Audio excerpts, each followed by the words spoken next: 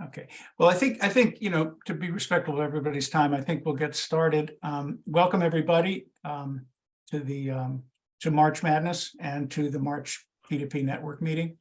Glad you could all be here. It's a hot topic.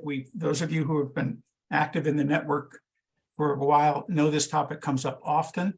And with the movement toward electrification and decarbonization, just more and more commercial heat pump water heaters and how they work in multifamily housing. We talk about it a lot, and now we're going to be able to hear from the experts.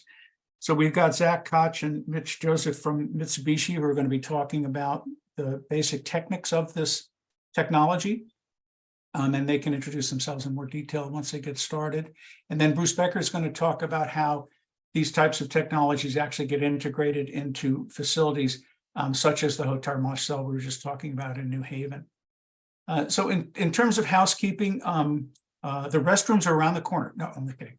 It just depends where you are. But we have, we'd ask everybody to mute when you're not speaking. And all three are willing to take questions while they're talking. So if you have a question you want to ask, please use the raise your hand function, which is down under the reactions button at the bottom of the page. And I'll keep a track of that. And at a certain, when it seems right, I'll interrupt and ask you to ask your question of the speakers. And otherwise, we'll have as always, a sort of a robust discussion session at the end. Again, raising hands helps. I know a lot of you can't help yourself to not do that and just talk, and that's okay too. It's very conversational and informal. So, and with that, I think it's time. Everybody looks like they're muted. Other people will join as they come in. So I think I'll turn it over to, it's both Zach and Mitchell will be tag teaming. Is that correct? Yep. Okay, so I'll turn it over to you to get started, and we'll have at it. Thank you all for joining. Well, thanks for having us, Dean. Pretty excited to be presenting to you guys on this topic. As I'm sure you guys are all aware, decarbonization and electrification is, kind of at the forefront of our industry here. And, we finally have some technology that can really help us out with that. So today we're going to talk about commercial heat pump water heaters. We're going to first start kind of reviewing the various types of technology that is out there right now, and then go into a little bit deeper dive about specifically what we use at Mitsubishi, and then talk about some of the components and how it might be installed. And then finally, Bruce is going to go and kind of give a real life example of where this product was introduced. And I think it'll be very beneficial to everybody. And like Dean mentioned, feel free to, raise your hand for questions whenever they come up. Keep it as informal as we can. I think presentations typically go better that way. And I apologize for my dog. And with that, I'll turn it over to Mitch. He'll get the presentation started. Yeah. So again, like Zach said, thanks again for having us be a part of this topic conversation. Overall, these are the topics that we're going to be discussing throughout the presentation. So again, feel free to jump in and ask any questions that you may have. So benefits of heat pump hot water heater. So in the essence of trying to help out with the decarbonization issues and concerns, the fossil fuels, of course, are affecting are emitting greenhouse gases, which is in turn affecting our ozone layer. So the idea of reducing the amount of fossil fuels being burned is very beneficial. And that's what heat pump hot water heaters are going to be utilized for. They are very efficient products as well, as you're able to vary the electrical usage and output out of the system based on a demand and load. You're also capable of load shifting. So by running your heat pump hot water heaters throughout the course of the day, you can work with the utility company as far as how your electrical usage and or rate, as well as not overtaxing and stressing the grid. And of course, no hazardous emissions as well, as we're aiming to reduce the get down to net zero by 2050.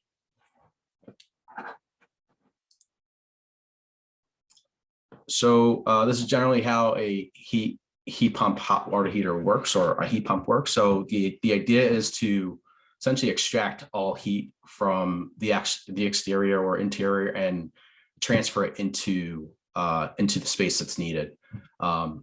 So it's a lot more efficient to move heat than it is to produce your own heat. So in an instance, if you look at a electric resistance baseboard heater, it's an on-off component. So you're using a lot of electricity to drive up the heat into that space. Whereas a compressor uses it is able to modulate and produce and help move that heat into the space, being useful within the interior spaces.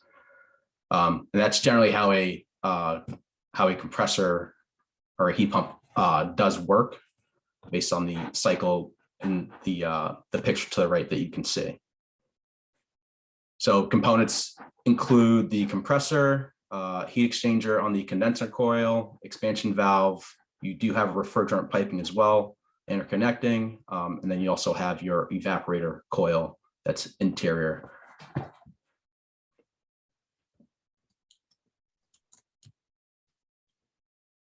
So different types of heat pump hot water heaters, and we'll go through each one of these independently as well in the upcoming slides.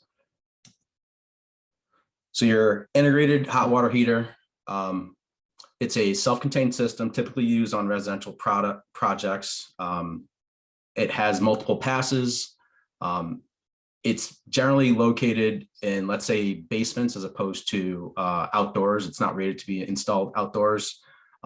There is, as you get closer towards a lower, typically these systems, they tend to lock out at about 40 degrees.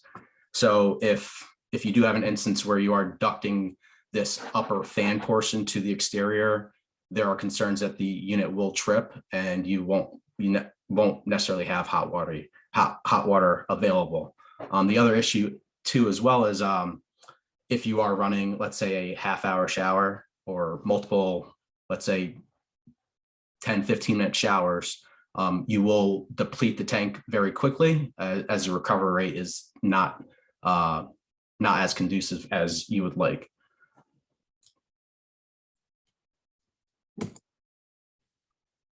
A single pass system. So typically these systems, they have a remote heat pump installed outdoors with a large storage tank installed, which then provides your hot water into the space.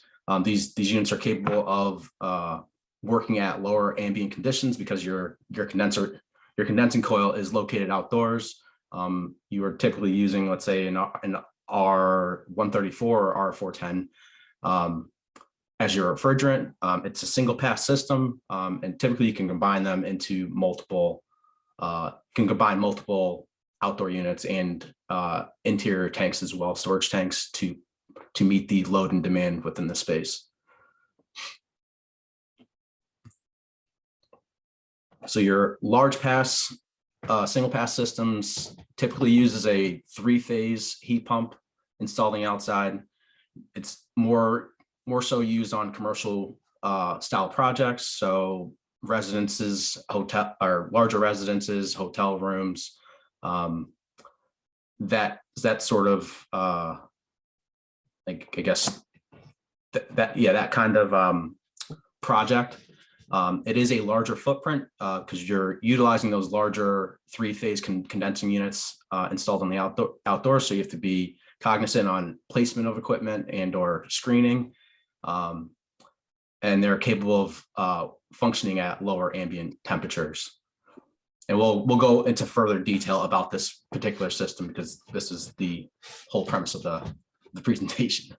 Yeah, and these type of systems typically use CO2 as a refrigerant. Kind of the big difference between a multi-pass system and a single pass system is that multi-pass systems have a small delta T, typically raising the temperature of the water between 10 and 15 degrees. And that's really a function of the refrigerant that's in those systems, R134A and R410A. On single pass systems, you're typically using CO2 as a refrigerant, which can handle much higher delta Ts, somewhere around 100 degrees or so. And that's where you get a lot more of that heating capacity from. And like Mitch said, we'll go into more detail about the large single pass system because conveniently that's what we make at Mitsubishi. All right, so your variable refrigerant flow hot water heat pump. So this typically uses an air source heat pump that's installed on the outside, typically the size of this condensing unit that's shown in this picture. But you're reclaiming that heat rejection from your cooling spaces, and you're utilizing it for your domestic hot water usage, and or you can use it for radiant floor heating as well. You're limited on at colder ambient temperatures, and you've got a smaller tonnage available to you with these style systems. You can use multiples, but again, this does take up more interior space and that kind of ordeal. So most VRF manufacturers on the market have this sort of product in their lineup. And like Mitch said, we're taking in some of that heat that we would normally reject outside during a normal VRF system operation, and now heating that water loop for it. And you can do the reverse with cold water as well. The issue with these, though, is that they're small tonnages, typically between 3 and 6 tons. So you're kind of limited into what you can use it for. I think it's great for kind of small one-off applications, but when you try to get into a larger commercial style use for it, say hot water for a multifamily building, it's not really feasible in terms of cost and footprint.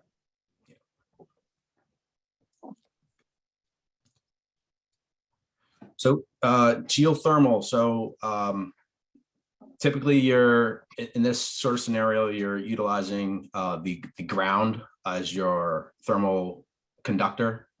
Your ground typically maintains a temperature between 55 to 70 degrees throughout the course of the year, and again dependent on location. But you are then you're utilizing that ground loop as your primary loop. From there, you're tying into your heat pump, and that then ties into your domestic water storage tank. So there's a heat exchanger between the two, so that you're completely separating your domestic water usage from your ground loop. And again, you can also utilize your geothermal as your heating and cooling of your residence as well, not only just for domestic water usage. So in addition to this, you may need an additional heat source as well to increase your domestic water usage from your storage tank, because you can only get so much out of the ground loop.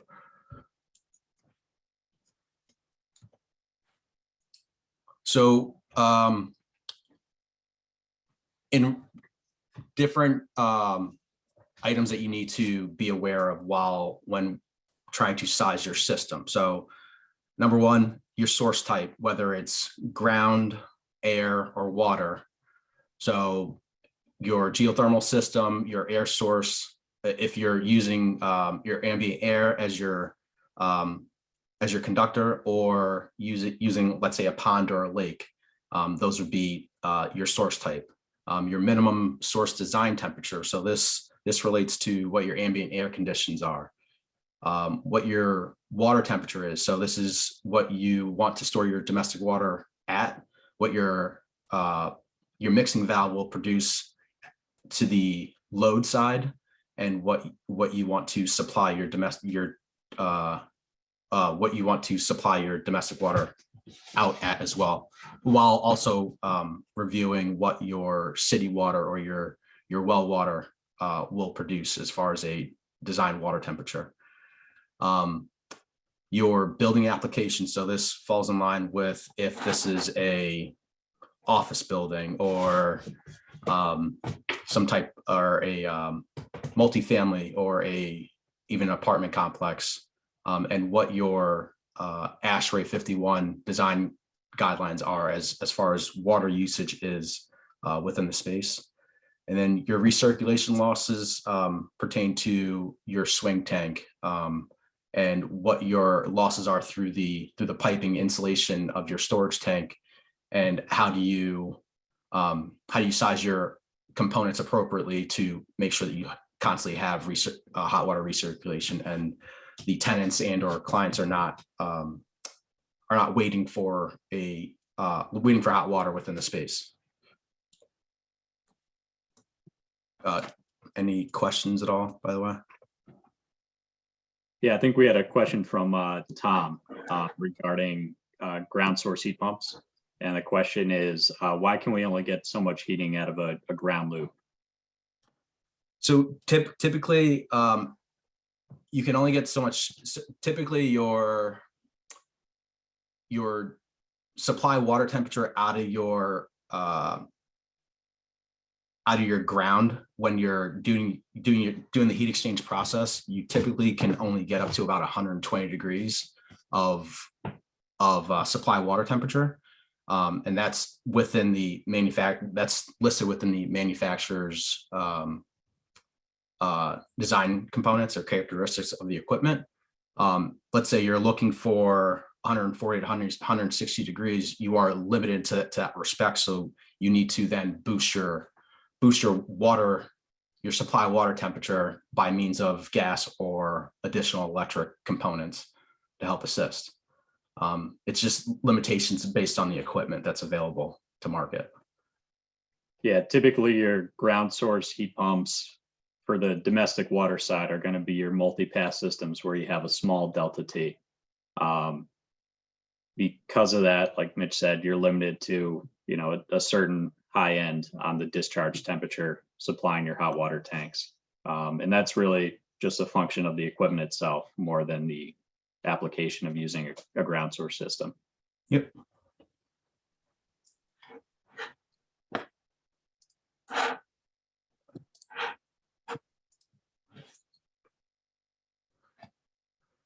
So multi-pass system. So this is your typical layout.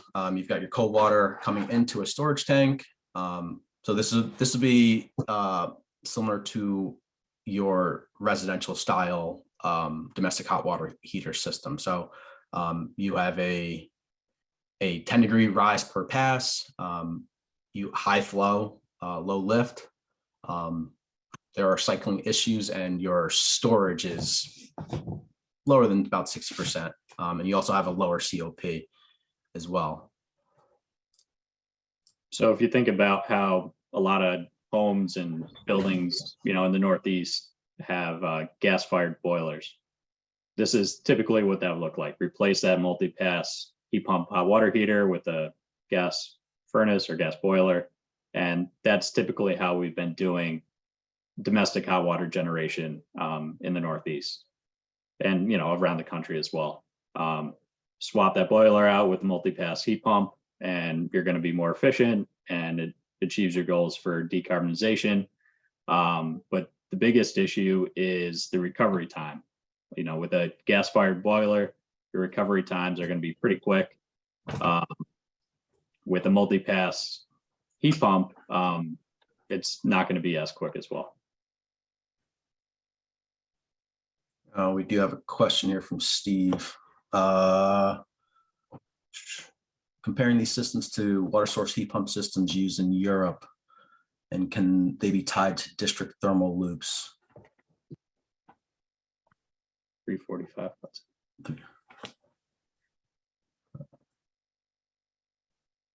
Let's see. So I think that's kind of out of the scope of what we're talking about today, but still a great question.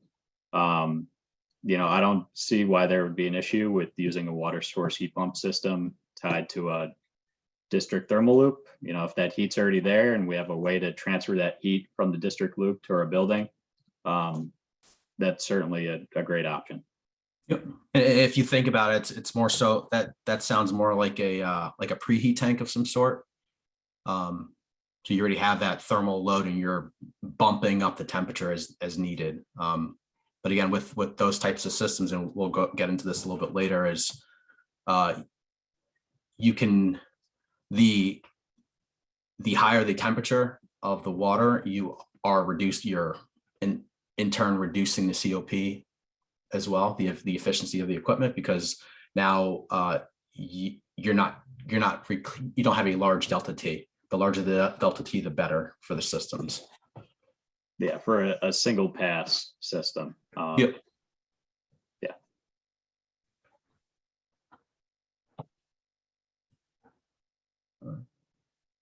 And then This is Dean. We might be able to unpack that a little more at the end too. We want to. okay. Yeah. Yeah, like I said, I think that's kind of a larger question. But then just specifically air source heat pump hot water heaters. Yep.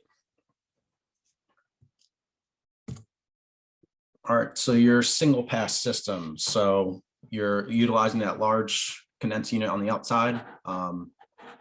You're tying in a storage tank along with a swing tank, whether it's a heat pump or electric resistance and or gas, and you're providing heat into the space. So there's a high storage capability, higher COP as well, and low flow with this system, as you need to with this single pass system, you need to run your system a little bit longer in order to store that domestic hot water within the storage tanks. And as the system is in use, the hot water within the building is being used, the swing tank does help replenish or help provide that buffer to help compensate for any losses in the system as well. Yeah, so your swing tank is primarily going to be used for maintenance, making sure that the temperature of the water coming out of that mixing valve going to all of your shower heads and sinks is constant at 120 degrees or whatever you may set it at. And then the big thing to keep in mind here too is that the colder water we have going into a single pass heat pump hot water heater, the more efficient that system's going to be. It works best when you take 40-degree water and bring it up to 140 degrees. And we'll dive into a little bit about that in a couple slides, because that's really a function of CO2 as a refrigerant, as opposed to more traditional refrigerants like 134 or 410. So again, we'll go over the types of refrigerants that are pretty standard or that everyone's used to. Then the effects of global warming potential, which is the measure of energy emissions versus the emissions of 1 ton of CO2, sorry. In addition to the ozone depletion potential as well, which a baseline of R11 CFC is fixed at 1. So, R134A typically brings temperatures up to about 140 to 160 degrees. Doesn't work as it has a steep decline in capacity as you get to 60 degrees, and very less efficiency below 40. A high global warming potential, so about 1400, and an ozone depletion rate of 0. This will start being pulled off the market around 2020.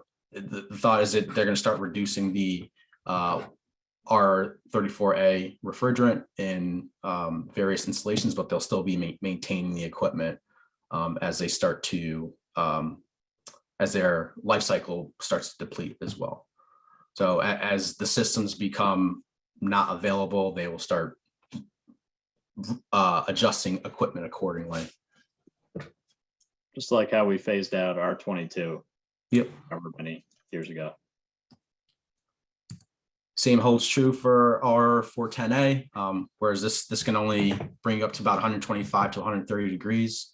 lower capacity and efficiency at 40 degrees. You will need a booster, whether it's gas or electric resistance. It does have a higher global warming potential compared to our 134A. And again, this will be slowly pulled off the market as well as we move forward to 2050, moving the country to net zero. I have a question on that. As you change these refrigerants, the performance characteristics differ presumably from one to the other. You install all this piping, how well will it perform as you keep changing the refrigerants?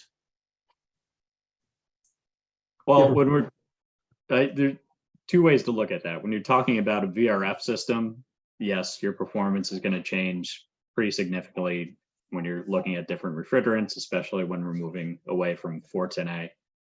When we're talking about heat pump hot water heaters, all of that refrigerant is packaged in the outdoor unit. That refrigerant isn't traveling into your building.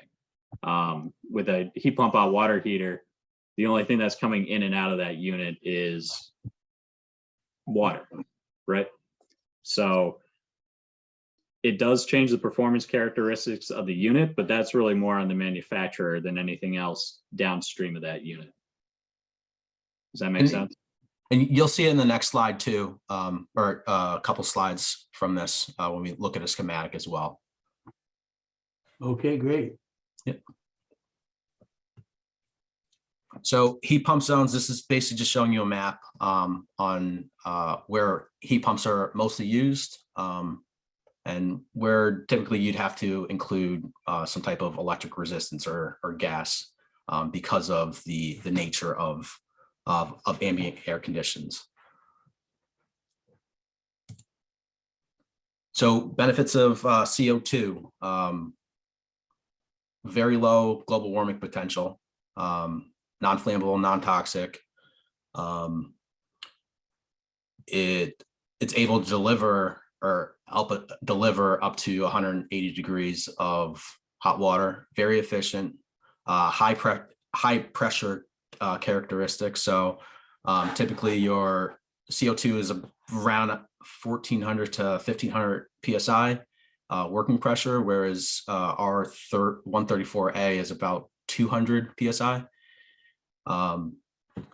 And your critical point helps us gain that COP of the system, which we'll explain in the next slide, upcoming slides.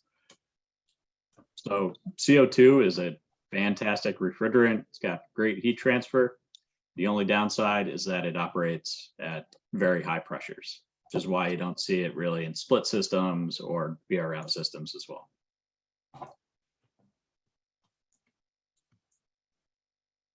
So that transcritical cycle. So just like Zach was speaking about, very high pressure compared to your standard R134A,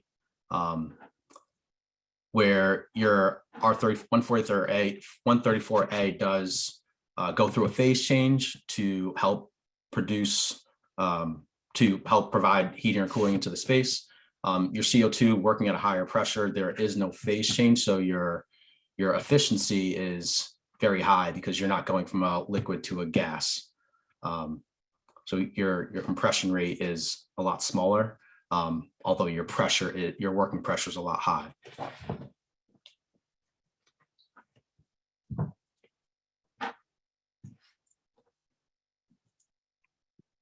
So there was just a quick question here. Where are CO2 systems used? Typically, or really, the only time you're going to see a CO2 heat pump is for domestic hot water use so far. The product that we're talking about today, our domestic hot water heat pump, uses CO2, and there's a few other smaller, more residentially focused systems that use CO2 as well. But aside from that, most other systems are using 410A or 134.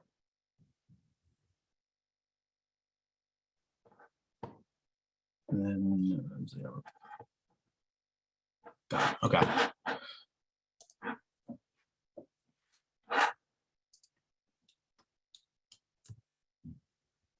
So your large single pass hot water heat pump Has a high COP, up to about 4.5, is capable of providing up to 176 degree domestic hot water. So that definitely helps out with your larger commercial kitchens, where you're utilizing up to your cooking appliances are assisting with any commercial cooking devices, your CO2 level, you have a GWP of 1, and you're capable of producing domestic hot water down to minus 13 degrees. You still have 100% capacity down to 36 degrees outdoor conditions, but again, as you're getting closer to that negative 13, your equipment becomes less efficient and you have less capacity available at those lower temperatures. So you would need to accommodate by either incorporating multiple outdoor condensers to help combat that, to meet the load design conditions of the space. Yeah. So the great thing about this style unit and CO2 refrigerant in general is, regardless of how cold it is outside, we can still get that 100-degree lift that we're looking for. So we can always have a constant discharge temperature of 170, 180 degrees or so. It is still an air source heat pump. So as it gets colder out, it gets harder for that system to extract heat from the outdoor air. So it will start to derate in terms of capacity, how many BTUs it can generate an hour. And like Mitch said, that's where this balance comes in, is how many of these outdoor units we need and how much storage inside of our building is there. If you want to think of like an easy rule to remember, we need about 1 or 3 times more storage than we would typically do on a system these days. If you have a gas-fired system, and about 1/3 less generation. So it's more storage, less generation, and these units will run longer.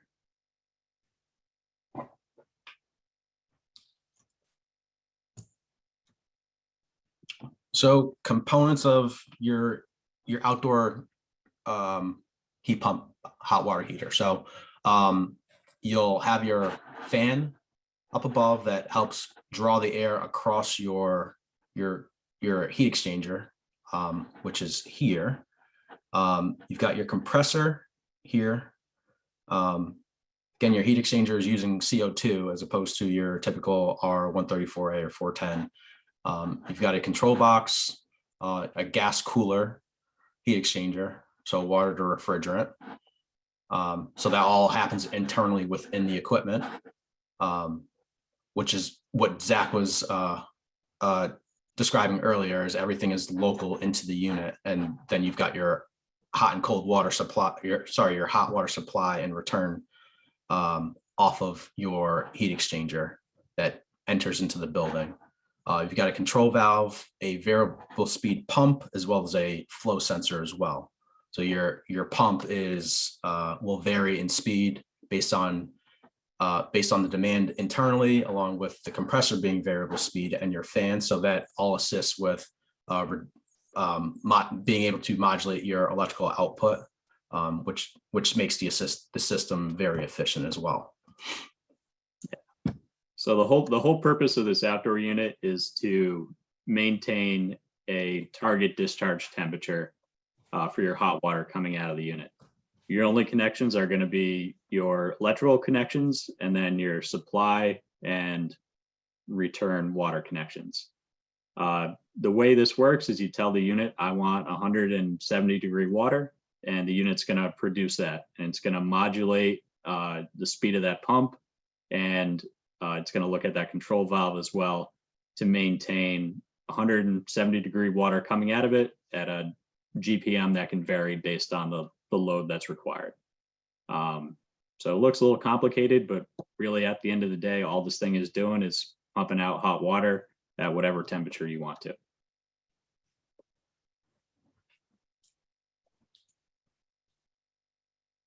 So the heat exchanger within the compressor itself, it is a twisted pipe. So, and the purpose behind that is to increase the amount of surface area to help with that heat exchange process. So that then makes the system also very efficient as well, because you have more surface area as opposed to a single round copper tube. You get less passes across that system. Yeah, And the water is only going through this one time, so we want to Yep. make sure that we get as much heat transferred to that water as possible. And we found that wrapping pipes around each other in this spiral pattern works pretty well. Yep. So your schematic. So again, your compressor is located on the outside. Within this compressor itself, you've got your refrigerant to water heat exchanger. So that's why you have your hot water supply out to your interior heat exchanger. So that'd be your primary loop. Your secondary loop would incorporate the storage tanks, your swing tank, your expansion tank, as well as heat exchanger and secondary pump, as well as, mixing valve as well. Yeah. So we require that secondary heat exchanger, basically the first device you see inside of the building, really to make sure that we don't run into any issues freezing any water in that outdoor unit. We want to use either glycol or heat trace around those pipes, and we're not going to be conditioning potable water in our units. So that's why that secondary heat exchanger is there.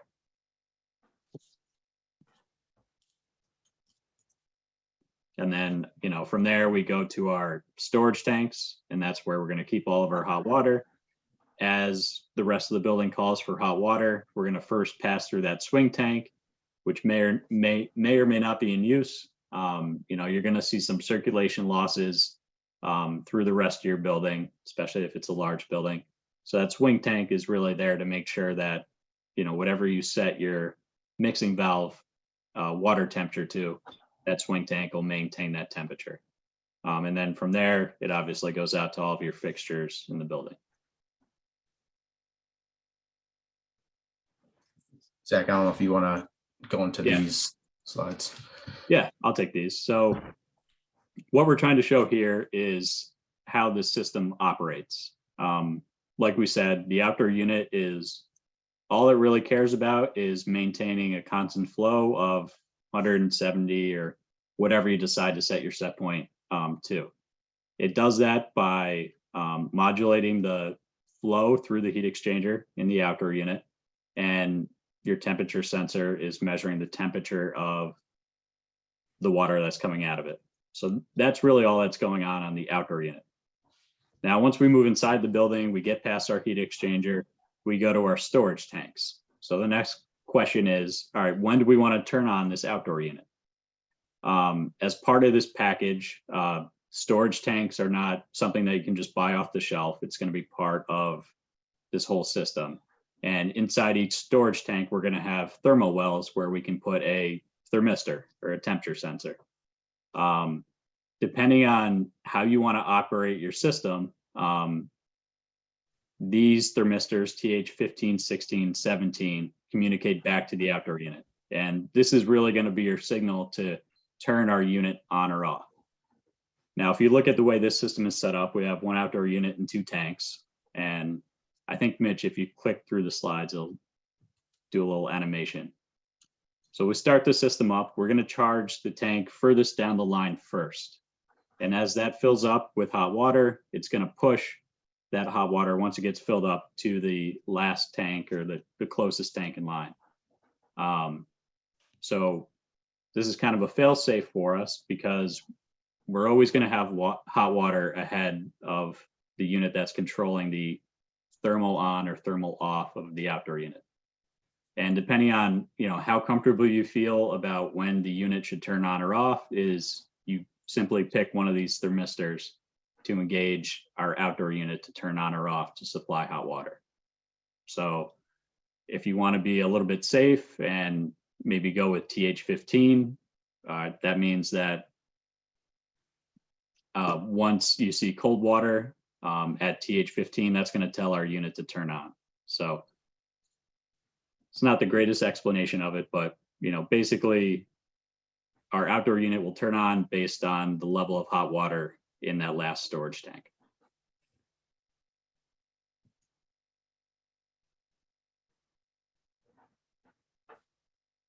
And then as demand goes throughout the building, your tank's going to start to lose hot water, and that will turn our unit on. Once the tanks get filled up, typically you want to make sure that that last tank is full of hot water before our system turns off. The system will operate more efficiently the more it runs. So typically you want to wait until that last tank is, fully complete and your system's ready for kind of your worst case scenario or high demand before you shut our unit off.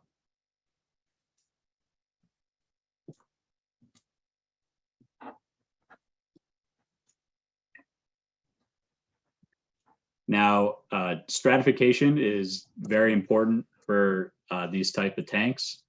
I know Mitch might have touched on it briefly, but the less mixing of the water in the tank is, the better.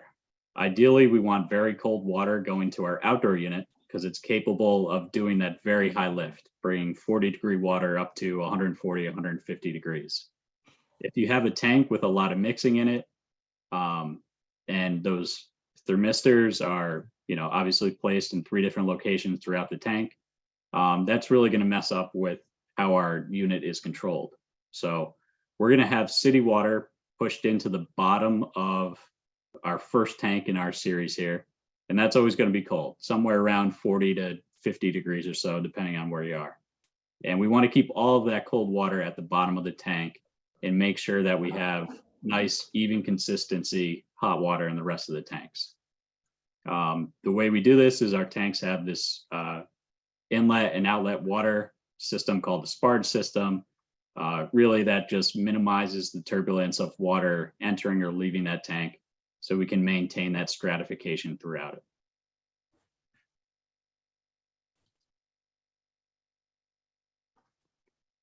So thermocline region, I'm not going to pretend to be an expert on this, but it's really just talking about what's that region where the water goes from hot to cold.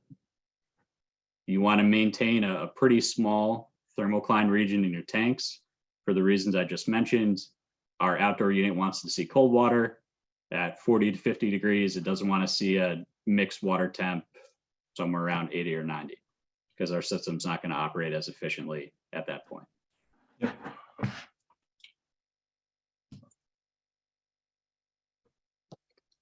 This is just showing you a typical storage tank. As you can see over on the right side here, we have these small circular holes. That's where you can put in your thermistors. We have our SPARD system at the top and the bottom of the tanks to introduce or take hot water out of the tank. They come with 2.5 inches of foam insulation. So, pretty high-end storage tanks that really just want to keep all that hot water inside of them.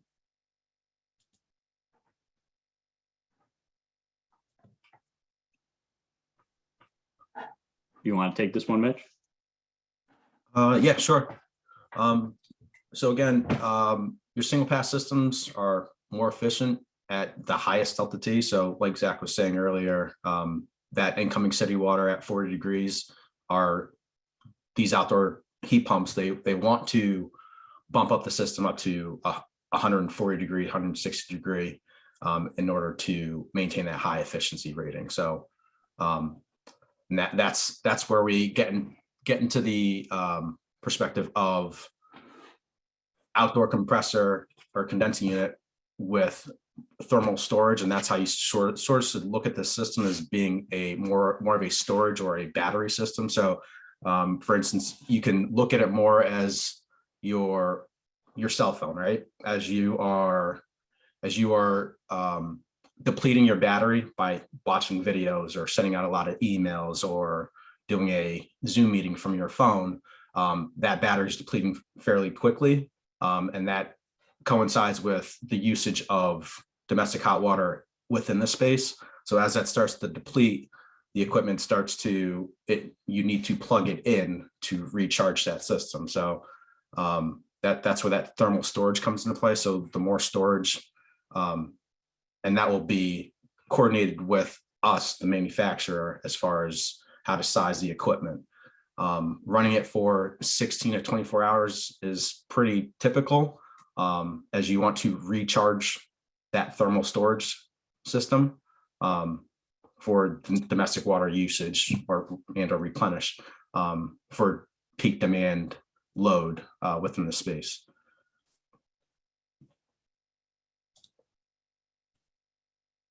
So again, outdoor air condensing units are reduced in quantity, but storage tanks increase, which is different than your typical single pass system, like your boiler connection. Yep. The idea is let our outdoor unit generate hot water at its own pace and make sure you have enough storage so that on your peak day or design day, you have enough hot water there.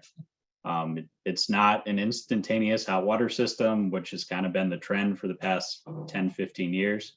It's kind of the opposite of that.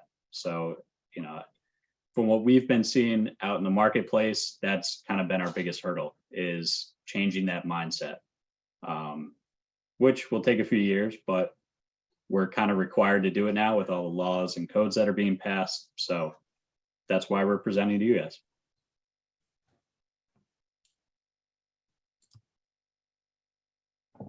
So typical building applications are indoor types, which with large domestic hot water loads would be your multifamily systems, hospitality, healthcare facilities, police stations, fitness centers, 24-hour occupancy, 24/7 occupancy systems. You get less return on schools and office buildings, and you'll sort of see that in the next slide as well. As you can see with the ash rate profiles in apartments, you're getting pretty consistent usage throughout the day.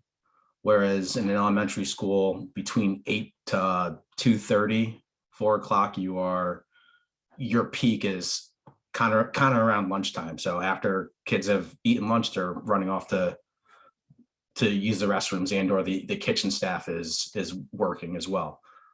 Same thing with office buildings. Unless it's a 24-hour facility, you are using it just throughout the course of the day, throughout the course of the working day, and then your system is sort of dormant throughout the course of the night. So that's where apartments, it makes more sense to do so. But again, we can size the equipment appropriately based on the demand usage of that particular building, whether it's more storage on the interior side or more condensed units on the outside, dependent on what the application is. It's not to say that these systems won't work for elementary schools or office buildings, but you need to take a much closer look on how you're sizing the systems and what that ratio of generation to capacity is.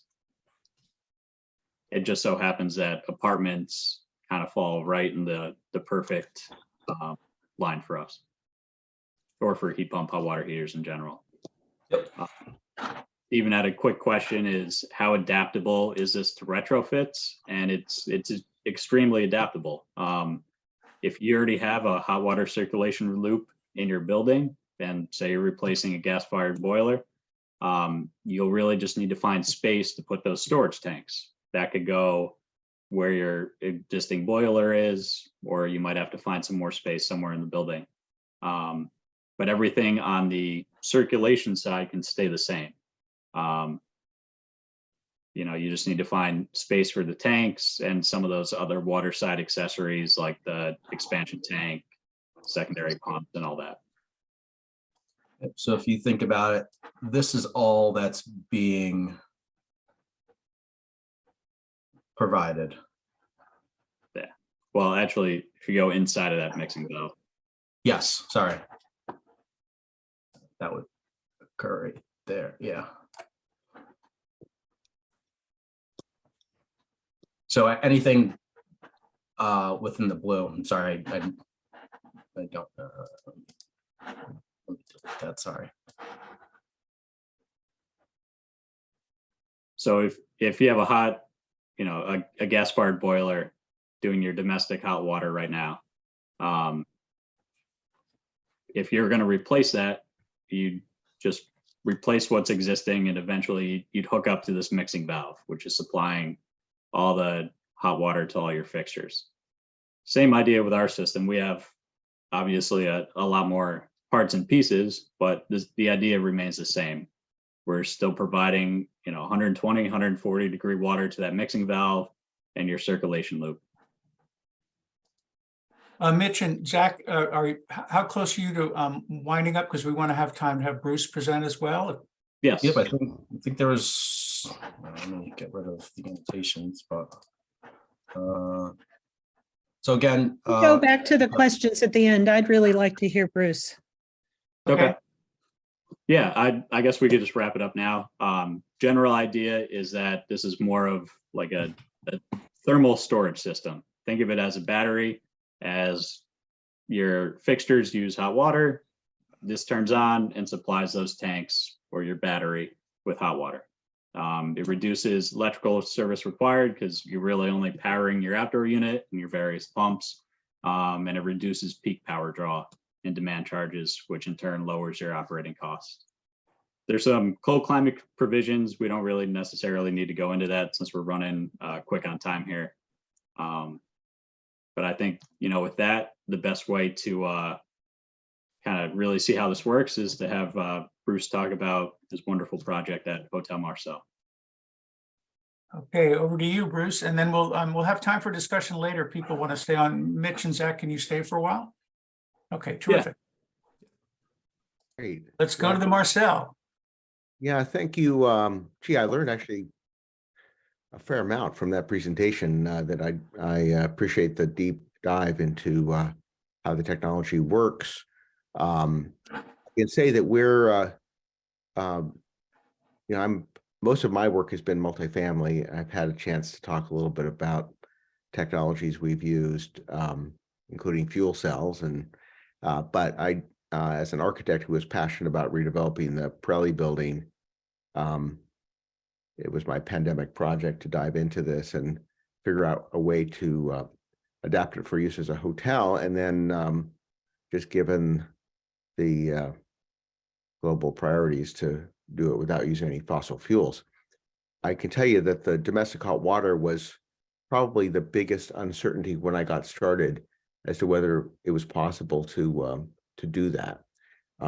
My goals were, to reinvent the building, to create a 165-room hotel with meeting space, because for a hotel that size, you need to have lots of meeting space to fill the rooms. It's an important building, architecturally designed by Marcel Breuer. So in order to finance the project, we had to comply with National Park Service and SHPO standards for historic preservation. But more germane to this discussion was our sustainability goals. We're now one of only 10 hotels in the United States that have a LEED Platinum certification, actually the first since 2015. Hotel sector is notoriously behind the 8 ball in terms of sustainability, despite what their marketing literature says.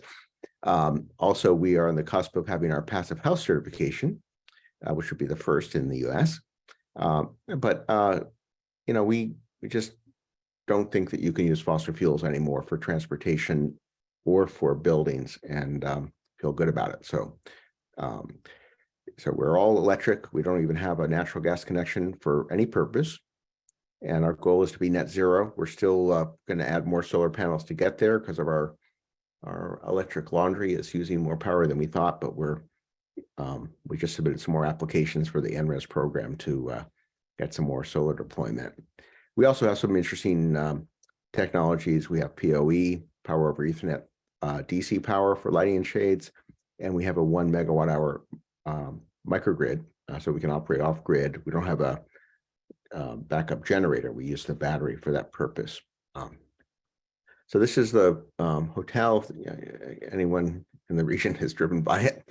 I don't know if you can see my cursor, but at the bottom left-hand corner of this photograph, there is an array of outdoor heat pump units, VRFs for all the heating and cooling for the building.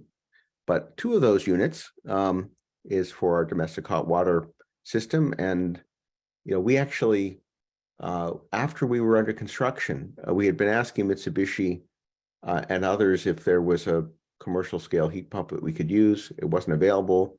We actually, after we got underway and had awarded the plumbing, we our first change order was to switch to this system, and it was great because we actually could eliminate our fossil fuel connection, our natural gas connection, and we were able to meet this goal we had of not using any fossil fuels.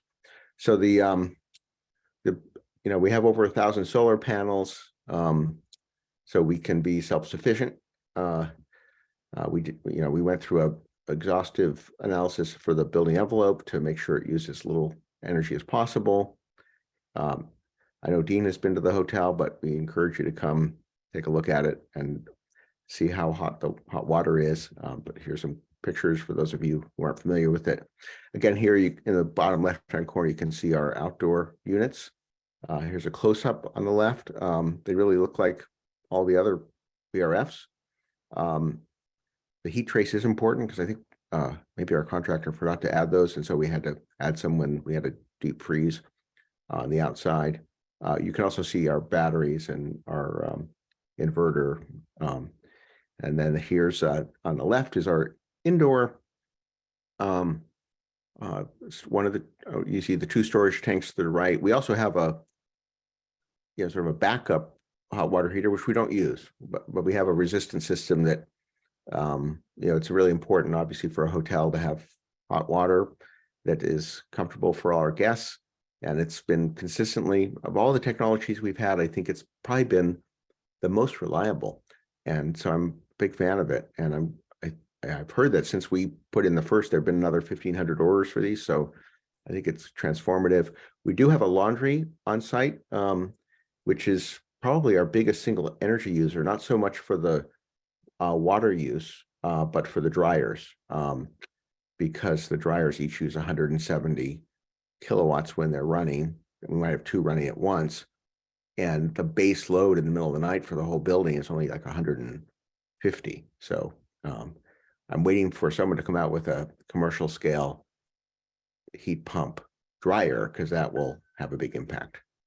We have a full commercial kitchen which uses induction, and so that was. We also have an electric shuttle van that is a repurposed airport shuttle van with a Tesla Model 3 powertrain installed, and superchargers, and level 2 chargers for overnight guests. So this is our strategy to deal with the climate crisis, which I think is applicable to any building project and multifamily. But I think electrifying your domestic hot water is key to this.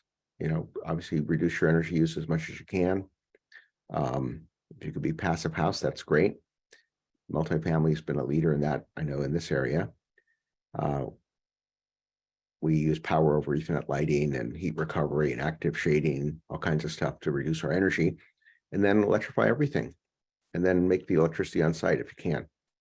So here's some more pictures. I encourage everyone to come by. Maybe we can have a meeting here someday. We've got great meeting space.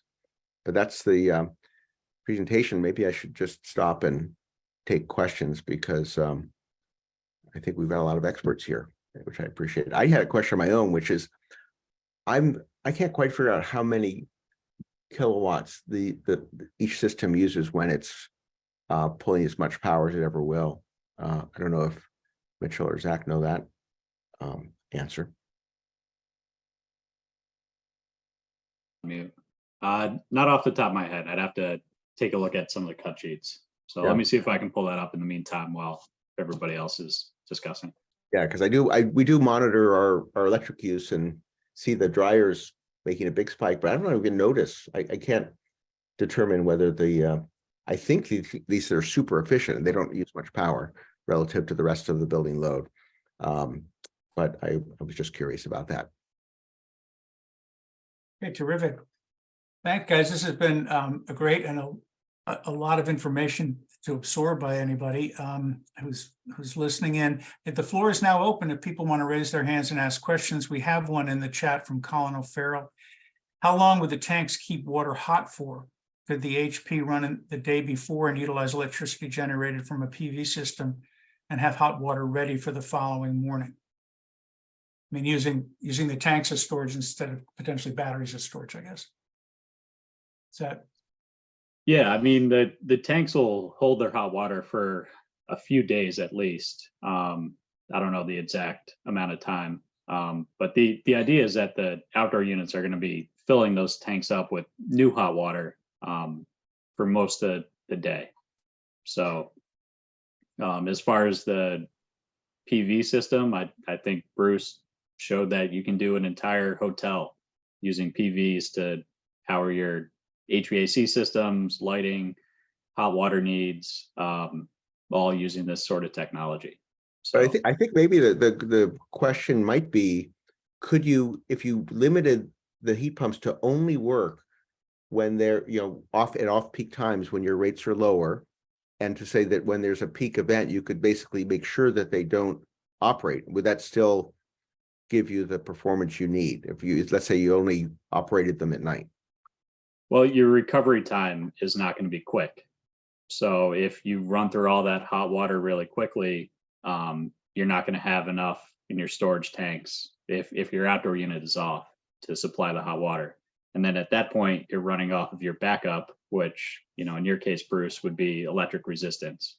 Which is going to. Yeah, for me, because I have batteries, I would be interested in just running them at night to keep my peak loads down. And basically, because my peak use is in the morning, I wonder if I only, if I basically didn't have them start making hot water until, say, dinner time, if that would have any impact on their overall performance.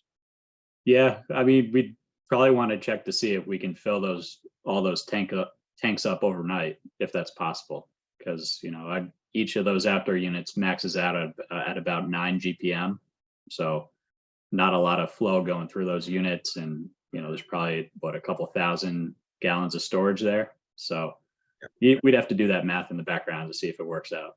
Got it. Okay. But further to that, if you oversize the storage, is that a mechanism for, if you have room, is that a mechanism for balancing that out? Like you store enough for 2 days use, and then maybe you could start fooling around with what Bruce was saying in terms of either peak shaving or, something else. Because it sounds like the more storage, that's okay in the system, because like you said, it's a battery, you're just increasing the number of battery modules if you have the space. Yeah, That'd be a strategy. I It's a think resilient strategy as well, right? In terms of. Yeah, I would just say that this technology is very new to both us at Mitsubishi and the market here in the U.S.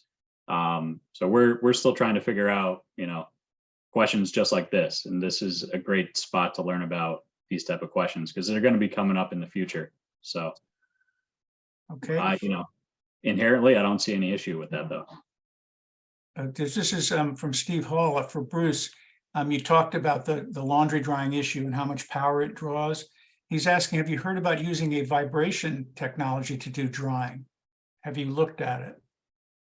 Well, I know that we have very high G washers that basically wring out all of the water before we put them in the dryer, but I hadn't heard about a way to vibrate the water out to get the last. I know that the drying energy is completely a function of how much water has to be removed from the laundry. But yes, send me that information I'm all ears. This is the last frontier for us is the dryers.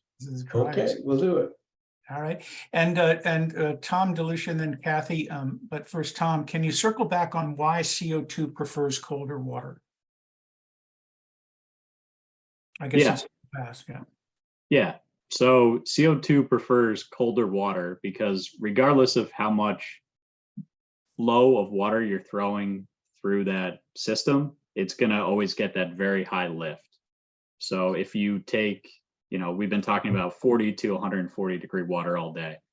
If you take 100 degree water and try and push it up to 140 degrees, you're still going to be using the same amount of energy, but you're getting less work out of it. Yeah. Right. So that's going to drop Counterintuitive.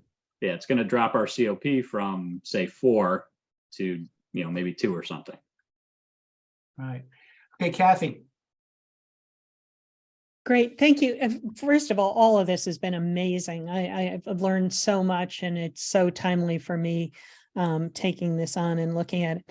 Bruce, I'm kind of curious, for all of us, there's always the question about when you adopt a new technology, what's far enough along, when do you choose to do it? And as both an architect and an owner, I think you're in an interesting position to comment on that. Could you just say a little bit about how you made the decision to go forward with this, and how that plays into the program? Yeah, well, I mean, it wasn't, these were in wide use in other countries, so it wasn't like a completely new technology.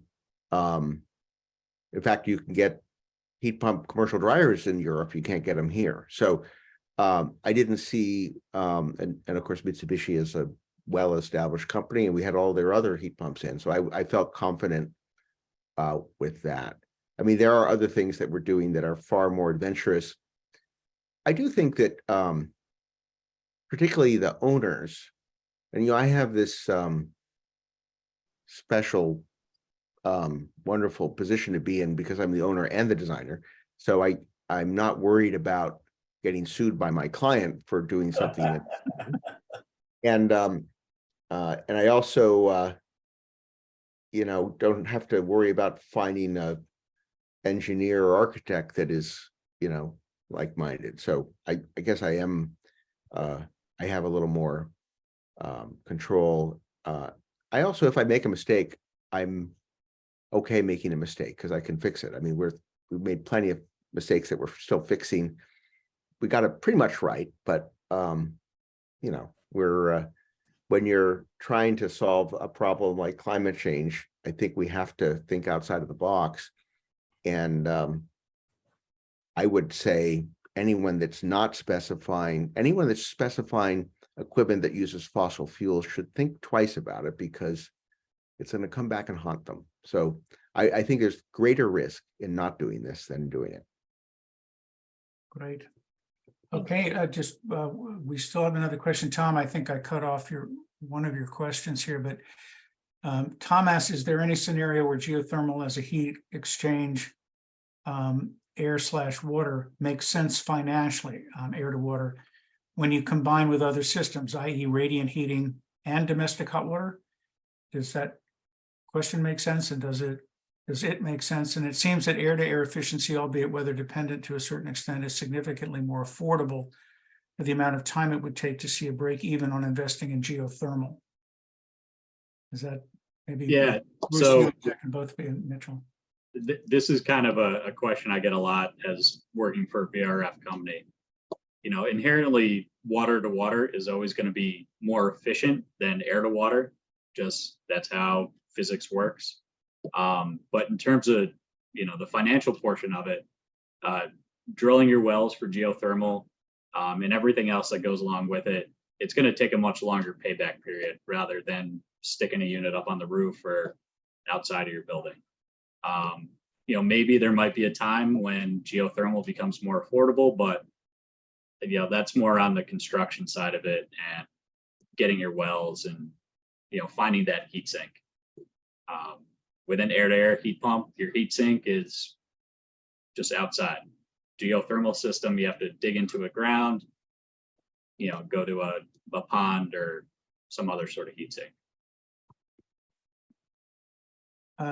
Yeah, I think we have probably time for one more question from Steve Hall. I attempted to use radiant heating and cooling panels. I assume this system would work with them. It's a great question that we get all the time. This system would not be a good fit for that. Like we've talked about, we like to see a very large delta T for the water coming in and out of the system.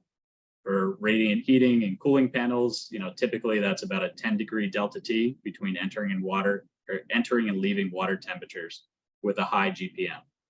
That's the opposite of what this system does. So this should really strictly be used for domestic hot water heating and storage.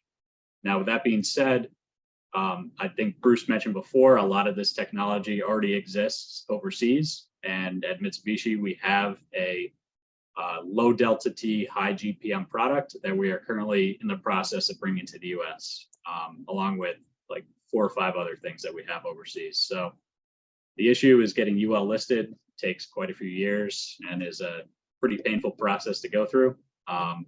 But keep an eye out over the next few years. There's going to be a lot of technology from overseas that's making its way to the US that will solve a lot of our problems for going all electric. Yeah, or we could just move to Europe. I mean, that's a possibility. Okay, well, thank you, everybody. I think this was really great. I think everybody got a lot out of it, and it's recorded for the members of the network who couldn't make it. So thanks to Zach Mitchell and Bruce for really a good combination of the technical underpinnings and then the application. We'll look forward to a lot more going forward. For the network, we're looking next month at a tour, an actual physical tour of Paul Selnow's latest project, mass timber project in New Haven. All are welcome to come. More information coming on that soon. I don't see any final questions, so I think we'll close. And I like Bruce was saying, I had the pleasure of staying at the Marcel several months ago, and yeah, the room was cold, but the water was hot. No, only kidding. It was a great experience, and it's a great hotel, so everybody should go and visit it. And luckily, I didn't know that around the corner on the outside, near where I waited for the Ubers, was all the equipment you were just showing. No, We had arranged for them to Right. drop you there so you could see them, but I guess you didn't. next time. Yeah. Okay. All right. Well, thanks, everybody. Great presentation. Have good weekends and good weeks. Thank you. Have a great weekend. Take care, everybody.